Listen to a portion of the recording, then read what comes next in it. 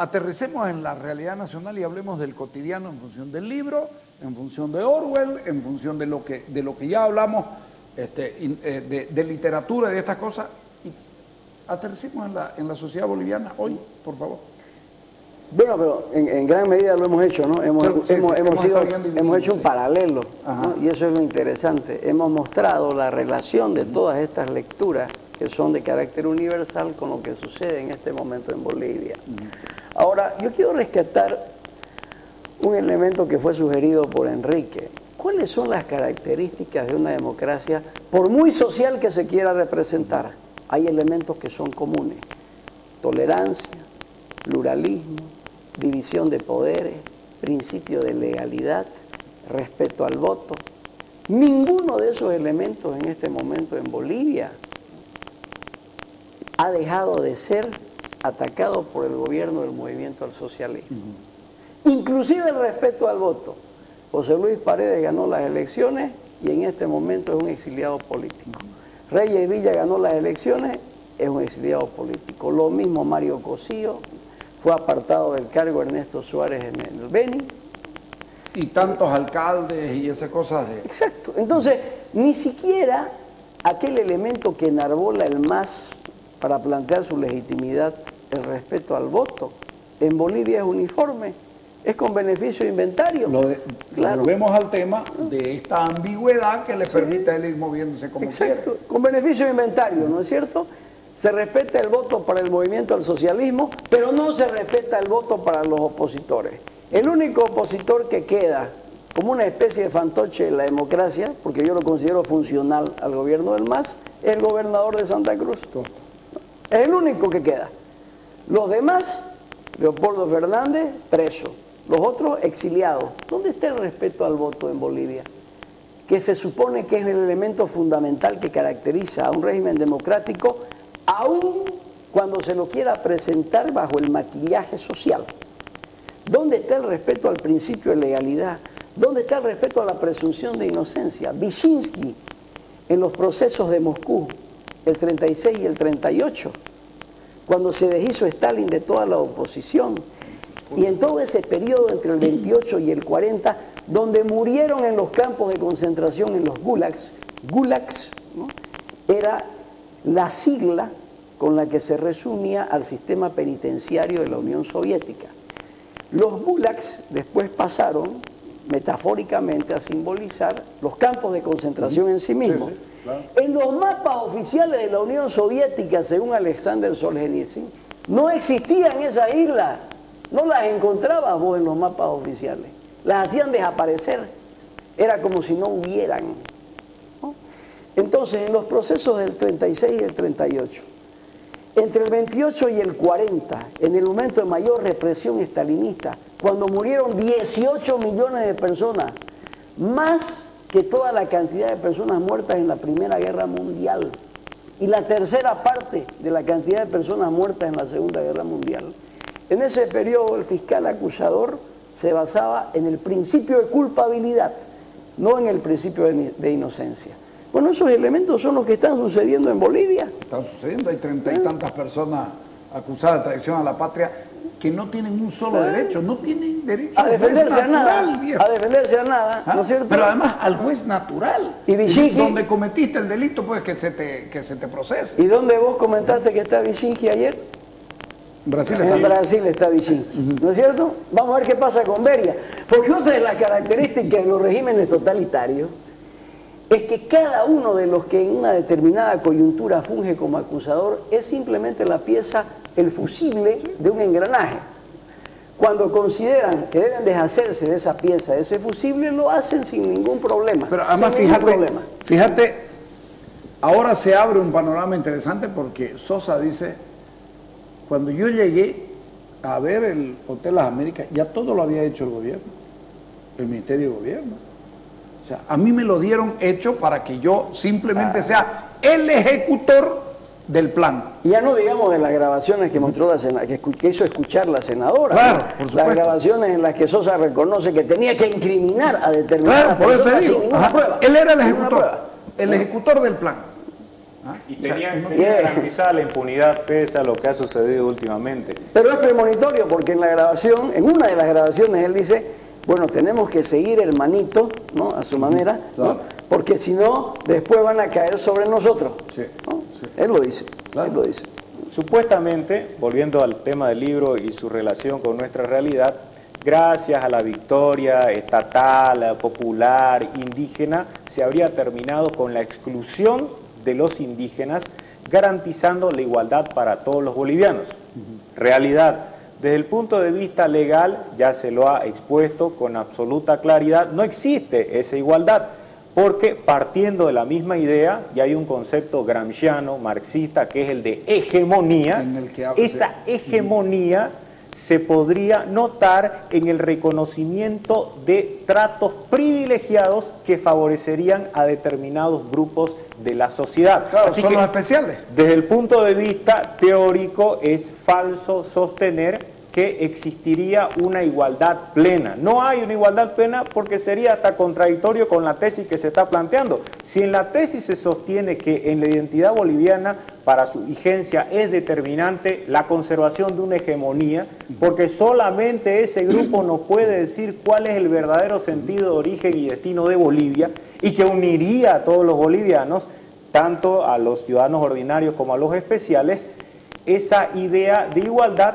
de la desigualdad, se encontraría reflejada, insisto, desde el punto de En vista este legal. sistema de jerarquía. En ese sistema de jerarquía se refleja en la realidad Claro. jurídica, en todos estos reconocimientos de privilegios, en la posibilidad de que tengan representaciones especiales, en la posibilidad hasta de vetos por el tema de la explotación de los recursos naturales.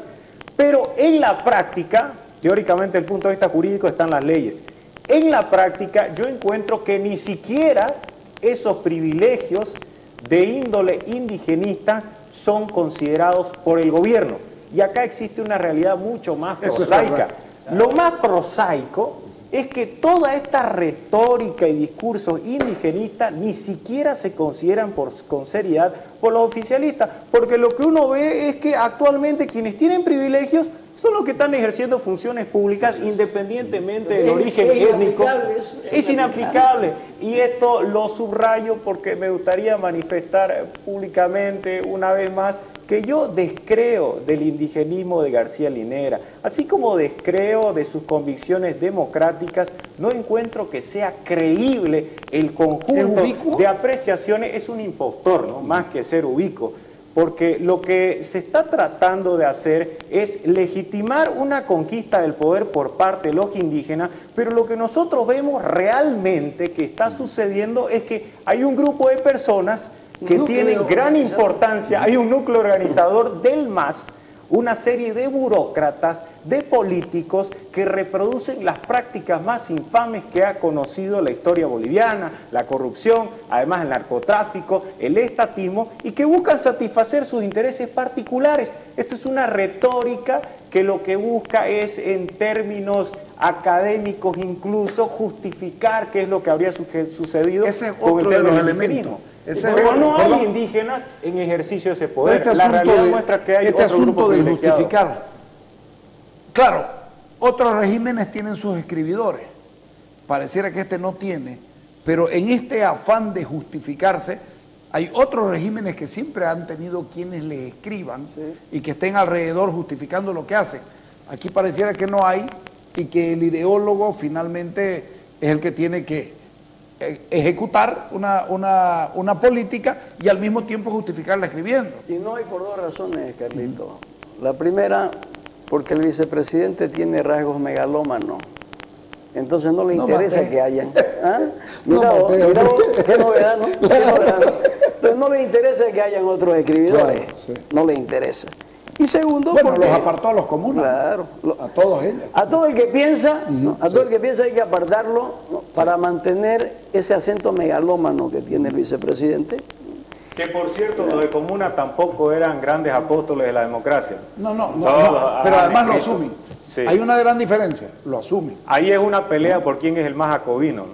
y critican el proceso de cambio por no radicalizar sus pero medidas. fíjate que lo asumen. Y el segundo elemento... Aquí la impostura está en decir nosotros somos muy demócratas y no practicarla. Pero solo para concluir el razonamiento anterior. El primer elemento es una especie de megalomanía.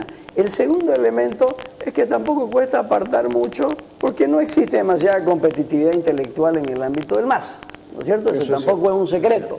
No le debe costar demasiado apartar, ¿no? Porque inclusive se abomina de los libros, ¿no? El único que leyó 20.000 libros, mira vos una ironía, ¿no? Que alguna vez lo comentamos con Enrique, Borges, a quien se ha considerado no solamente uno de los más grandes escritores de la historia, el mejor lector del mundo, dicen, ¿no? Porque era un gran lector Borges. Borges considera en Utopía de un hombre que está cansado que una biblioteca ideal debe tener 2.000 libros, de los cuales no deben haber más de 6 que merezcan ser releídos. O sea, No Borges más de era- 6. No más de 6. Y 2.000 libros la biblioteca. García Linera tiene una biblioteca de 20.000 libros. Borges era un ignorante al lado de García Linera. Y tiene ¿No es cierto? 150 que los relee. Borges, claro. Borges leyó el 10% de García Linera. No es una demostración de megalomanía esa. En el caso de García Linera servirían todos sus libros, además, insisto, para tratar de colocar esta aura indigenista al gobierno, porque ha sido una de las principales características destacadas por la comunidad internacional. Es un gobierno indígena, es un presidente que tiene ese origen. No obstante, recalco que su compromiso en favor de los indígenas ha merecido ya varias refutaciones Sí, señor. y demostraciones negativas de la realidad. Pero lo que además, sucedió en el TIBNE, por ejemplo. Si es tan indigenista es la primera, Es una perdón, refutación es al la primera indigenismo. manifestación desde afuera. Le están pelando y no son lo que dicen ser. Y la segunda es esta... De su impostura, ¿no? Claro, la segunda es esta determinación del Parlamento Europeo de exigirle al Estado boliviano que defienda o que precautele los derechos de los que están siendo procesados y que con los ciudadanos europeos al menos tienen derecho a defender solamente a los europeos para no meterse. Y eso revela su impostura democrática. Exactamente, entonces entra al otro tema. Es decir, cuando uno mira los elementos que ya comienzan a mirar al país con más detalle, te das cuenta que comienzan a perforarlo por todos lados. Ahora, me parece que lo cortés no quita lo valiente, ¿no? Y deberíamos hacer un paréntesis por un gesto de nobleza. No hay que olvidarse que el insulto proviene del vicepresidente. Aquí nosotros simplemente nos estamos defendiendo. El vicepresidente dice que hablar de mestizaje es una impostura intelectual. Léase, aquí somos 3 impostores, ¿no es cierto? Lo único que estamos haciendo es retribuir las lisonjas, ¿no? Devolver las cortesías. Hablar de mestizaje no es una impostura intelectual, es simplemente una realidad, realidad sociopolítica en cualquier parte del mundo. Lógico. ¿Ah? No es una impostura intelectual. Impostura intelectual es querer disfrazar una realidad como el mestizaje con un marbete como el indigenismo, completamente difuso, forzado, al grado de que se inventa una categoría que no tiene precedente en la ciencia social, indígena originario campesino. ¿Qué es indígena originario campesino? Es la necesidad forzada. Es la manipulación, Claro, hay de que forzar. manipular, claro. Es decir, donde no tenemos indígenas, tenemos campesinos. ¿Ah? Donde no tenemos indígenas, tenemos campesinos. Se lo hace con el propósito de reunir a aquellos grupos. De copar espacios. Sí, pero es que territoriales. En lo político es la necesidad de copar el espacio territorial íntegro. Donde no tenemos indígenas nuestros, tenemos campesinos, que son compañeros, que son Y solamente compañeros. habría un gobierno que los estaría representando. Exactamente, Entonces, por eso por dice, supuesto. este es un gobierno favorable a las clases populares y solamente esas clases populares podrían ser representadas por nosotros. García Linera acá usa el concepto de gobierno de los movimientos sociales. Claro. Esos movimientos sociales ahí entramos, incluirían, ¿no?, los indígenas. a otra visión y a otro análisis, los movimientos sociales inventados por ellos, como una categoría de gobierno. Y que permita además excluir, porque no cualquier movimiento de la sociedad merecería esa calificación. No cualquier movimiento. Pero fíjate que es una categoría de gobierno, Roberto. Claro. Es una categoría de gobierno. Los movimientos sociales gobiernan y tienen sus representantes. Y como vos decís, ya tampoco son muy incluyentes. Sí. Bueno, los movimientos sociales, los indígenas del TIPNIS no participan. En el movimiento social los indígenas del TIPNIS no participan. Y en la práctica se puede demostrar también que se trata de una construcción teórica que no se refleja en cuestiones totalmente específicas. Por ejemplo, ¿a quiénes representan los ministros si fuese un gobierno de movimiento social? Fíjate cómo sirve esto de manipular la cuestión del movimiento social, porque en La Paz, por ejemplo, en La Paz vos tenés el hecho de que no les gusta lo que está haciendo el defensor del pueblo, claro, y entonces lo pueden presionar al defensor del pueblo, y pueden intervenir derechos humanos, o pueden la central obrera partirla para crear su propia estructura de apoyo paragubernamentales, ¿es correcto? Así es. Ya está, excluir a grupos que integraban esos movimientos sociales cuando no siguen una línea favorable al gobierno, alegando, entre otras cosas, que estarían actuando en contra del proceso de cambio, porque finalmente se valen de la misma vaguedad a fin de establecer ellos mismos de manera definitiva quiénes integran esos movimientos sociales, quiénes pueden recibir sus favores. ¿Vendrían a ser los revisionistas para Stalin? Los revisionistas no formarían parte de los movimientos sociales. Claro, por eso te digo, vendrían a ser estos que salen, vendrían a ser los revisionistas. Pero además, ya que habla de revisionismo... Te pido un corte, cuando hablamos de revisionismo. ¿Ah? Dale.